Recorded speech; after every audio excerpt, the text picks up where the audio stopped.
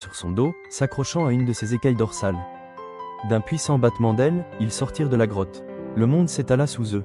C'était la chose la plus incroyable que Léo ait jamais vue. Ils montèrent au-dessus des cimes des arbres, et le vent chantait à leurs oreilles. Ils atterrirent sur un plateau secret au sommet de la montagne bleue, un lieu que personne au village ne connaissait. C'était un jardin féerique, rempli de fleurs lumineuses et de cristaux magiques. Là, la famille de Flint les attendait, de grands dragons majestueux, aux couleurs de l'arc-en-ciel. Le père de Flint s'approcha, un dragon énorme aux écailles d'or. Il inclina respectueusement la tête devant Léo. « Tu as un grand cœur, petit humain. Tu as sauvé notre fils. » Léo passa l'après-midi avec les dragons, jouant à cache-cache dans les nuages, Flint le portait, et écoutant les histoires des dragons, racontées par le vent et les étoiles.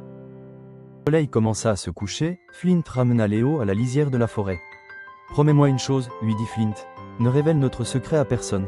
La magie des dragons doit rester protégée. »« Je le promets, dit Léo, le cœur rempli de joie et d'un merveilleux secret. » Flint lui donna un dernier coup de tête affectueux, un petit baiser écailleux, et s'éleva dans le ciel, laissant derrière lui une traînée de poussière d'étoiles vertes. Léo rentra chez lui à temps pour le dîner. Il était sale, ébouriffé, mais rayonnant. Personne ne sut jamais où il était allé. Dès lors, Léo n'était plus seulement un rêveur. Il était le gardien du secret de la montagne bleue et l'ami d'un dragon. Et parfois, les soirs de pleine lune, s'il regardait très attentivement le ciel au-dessus du pic, il voyait une petite étincelle verte voler, un petit signe de son ami Flint qui lui disait « Je suis là. Nous sommes là. Mettez un like et abonnez-vous pour encore plus d'histoires. »